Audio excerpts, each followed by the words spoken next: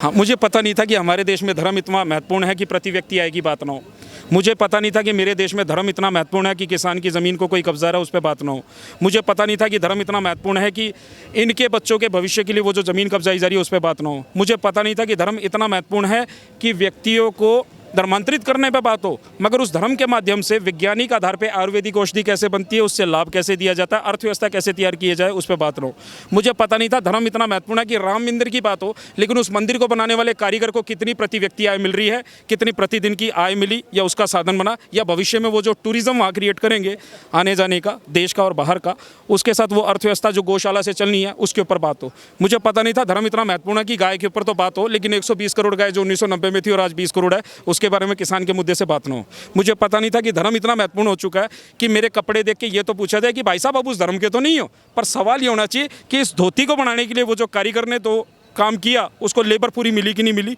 किसान ने वो जो कपास दी उसको पूरी लेबर मिली कि नहीं मिली, और वो जो ज़मीन जिसके ऊपर वो काम कर रहा है क्या वो उसका मालिक है या नौकर बन के बैठा है। क्या इस धोती को बनाने वाला इंडस्ट्रियलिस्ट आएगा जो हमारे लिए कीमत निर्धारित करेगा पार्लियामेंट के नाम से। मुझे पता नहीं था कि धर्म इतना महत्वपूर्ण हो चुका है कि धर्म के ही लोग आज हमें ये बताएंगे कि किसान के साथ खड़ा होने वाला तो अधार्मिक है और जो पार्लियामेंट के साथ खड़ा हो गया तो वो धार्मिक हो गया। मुझे पता नहीं था कि धर्म इतना महत्वपूर्ण है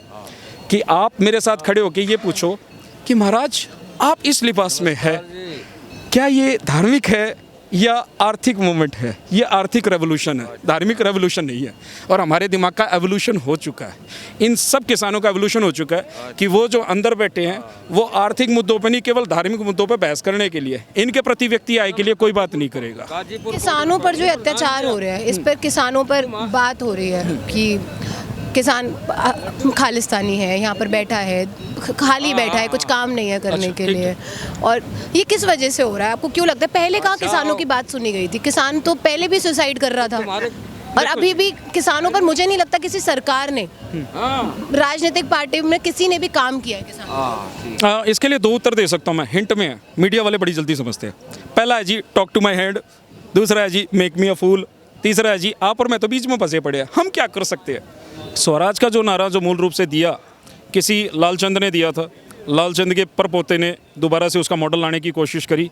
पंचायती राज भी दिया, वो कुछ नहीं कर पा रहा, बच्चे उसके फेल हो चुके हैं, नालायक निकम्मे। दूसरे वाला जो विरोधी है वो सिर्फ धर्म के नाम पे लड़ा रहा, तीसरे वाला जो भाई साहब था वो सिर्फ मजदूरों और किसानों के मुद्दे उठा रहा था। हम अब जो बात कर रहे हैं प्रति व्यक्ति आय की बात कर रहे हैं। पिछले 100 साल के अंदर जो ब्लंडर किए गए होलसेल मंडी से, जिसमें रिटेल प्राइस की बात नहीं करी, मुनाफे की हिस्सेदारी की बात, और आगे के भविष्य के लिए क्या रूपरेखा और जो रणनीति तैयार होगी उस पर क्या बात हो सकती है, हम उसके ऊपर काम कर रहे हैं। फिर वही बताना चाहूँगा, हम बार बार एक चीज़ को ले रहे थे